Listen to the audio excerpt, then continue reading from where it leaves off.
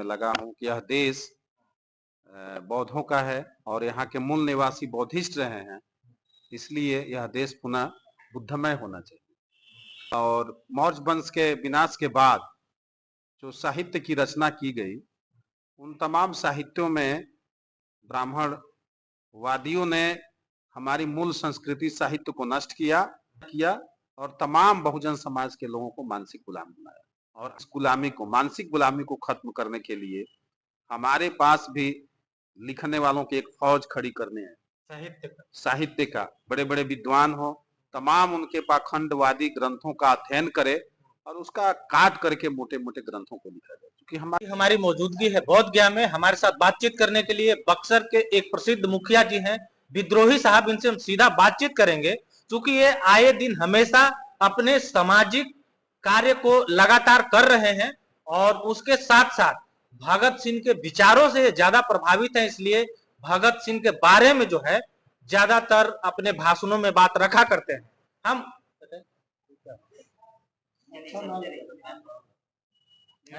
ठीक है, आज हम उसी के बारे में जानने का प्रयास करते हैं कि इनका क्या कुछ कहना है। क्या कहिएगा मुखिया जी? सबसे पहले तो आज बुद्ध जयंती है और इस अवसर पर मैं तमाम धर्म बंधुओं और देशवासियों को हार्दिक बधाई दे रहा हूँ।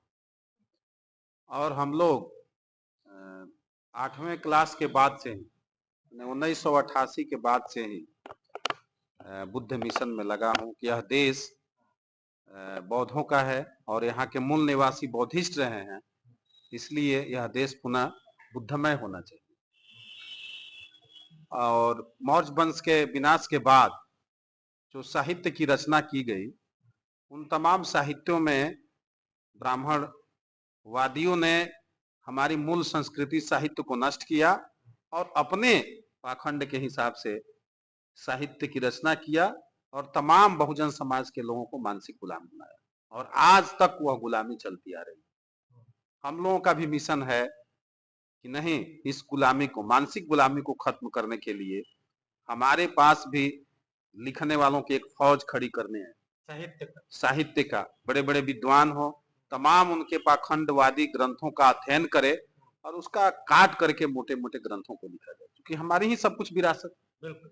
और जिस देश को गुलाम बनाना है, वहां की शिक्षा व्यवस्था को समाप्त कीजिए, और ऐसा किया गया, इस बात को सभी लोग जानते हैं। लेकिन चूंकि उस तरह का प्रयास पूरे जिस ढंग से होना चाहिए नहीं हुआ है, लेकिन हम लोग सम्राट अशोक परिवार के माध्यम से इसमें लगे और खासतौर बिहार की परिप्रेक्ष्य में लगे हुए हैं कि बुद्धिज्म बिहार में पैदा हुआ, बिहार से पूरे भारत और पूरी दुनिया में गया और बिहार ही उससे अभी छूटा है। 95% मात्र मैं समझ रहा हूँ 5% ही लोग बिहार के विशुद्ध रूप से बुद्धिज्म को फॉलो करते हैं। सच्चाई है। तो हम लोग लगे हैं कि नहीं, यहाँ बुद्ध विहार भी हम लोग बना रहे हैं, सम्राट अशोक बुद्ध विहार शोध संस्थान, कि वहाँ हम लोग रिसर्च करेंगे और जितनी समस्याएं आ रही है खासतौर पे बिहार में, उस पर हम लोगों की गहरी नजर है। खासतौर पे मिशन के लोग हैं, जो ईसाई धर्म के लोग हैं। 1901 में यहाँ आया हुआ है, 1957 में आया है, मात्र 57 ईस्वी में आया एक ईसाई इस भारत देश में। और आज पूरे इन लोगों का एक नेटवर्क है, कॉलेजों का नेटवर्क है, हाई स्कूल का नेटवर्क है, अनुमंडल स्तर पर स्कूल।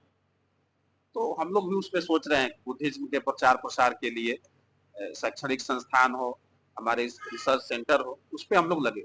आपने कहा कि ईसाइयों का नेटवर्क है, तो नेटवर्क है, उनके लोग जा जा करके दलितों का बस्ती में, शोषितों का, पीड़ितों का, ओबीसी समाज के, एसटी समाज के लोगों के बीच में वो लोग हर तरह से अपने धर्म का प्रचार प्रसार करते हैं। तो उसके साथ वो लोग क्यों न कनेक्ट हो, जबकि आपके बौद्धिज्म के जो लोग हैं वो लोग नहीं पहुंच पा रहे हैं। ये सच्चाई रही है, लेकिन जैसे जैसे एजुकेशन का प्रभाव बढ़ रहा है, बुद्धिज्म के प्रति आकर्षण लोगों का बढ़ रहा है, सच्चाई है। और जहां तक कन्वर्ट करने की बात है ईसाई में, तो अक्सर आर्थिक रूप से जो बहुत परेशान है, बदहाल है, गरीबी में जी रहे हैं, वो लोग अपने बच्चों की शिक्षा की बेहतरी के लिए गए। और शिक्षा तो बहुत, रोटी कपड़ा मकान के बाद तो भाई स्वास्थ्य है, शिक्षा है, और जिसके पास शिक्षा नहीं है तो भाई पशु के समान है, तो गए हैं। तो हम लोग की भी कोशिश है कि जिस तरह का वो नेटवर्क है, हम लोग भी यहाँ बौद्धिस्ट जितनी कंट्रियां हैं अंतर्राष्ट्रीय स्तर पे, उनसे अच्छा संबंध बनाया जाए और यहाँ विश्वविद्यालय, अपने कॉलेज, अपने स्कूल हों, कम फीस या जो गरीब के बच्चे हैं उनको फ्री में निःशुल्क पढ़ाया जाए। उस पे हम लोग एक उसमें प्रोजेक्ट पे काम हम लोग कर रहे हैं कि जितने बहुजन समाज के लोग हैं, 1 तारीख को मैंने अपने मीटिंग किया था अपने बुद्ध विहार के गांव पे, उसमें हमने स्पष्ट बोला लोगों को कि भाई शादी विवाह पर्व त्योहार दुगोला सांस्कृतिक कार्यक्रम सभी अवसरों पर आप खर्चा करते हैं हर एक साल, तो आपसे रिक्वेस्ट है कि एजुकेशन पर भी खर्च किया जाए। एक एक जिला में 1.5 2 लाख परिवार है, 1.5 लाख 2 लाख या 1 लाख परिवार 100 रुपया चंदा देता है, करोड़ों रुपए में होंगे और उस करोड़ों रुपए से बेहतरीन वर्ल्ड क्लास की स्कूल और कॉलेज खोलने की तैयारी चल रही है हम लोगों की। नए बच्चों को टॉप एजुकेशन दिया जाए, क्योंकि एजुकेशन नहीं रहेगा तो मुकाबला नहीं कर सकते।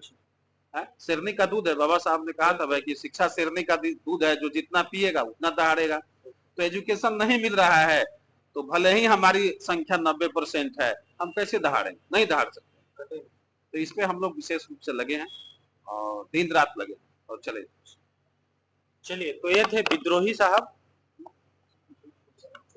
और कुछ बोलिएगा? अच्छा ठीक है, इनका थोड़ा एंड कर देते हैं, इसके बाद आपके पास आते हैं। तो ये थे विद्रोही साहब, इन्होंने अपनी बात को बहुत ही बेबाकी तरीके से रखा है।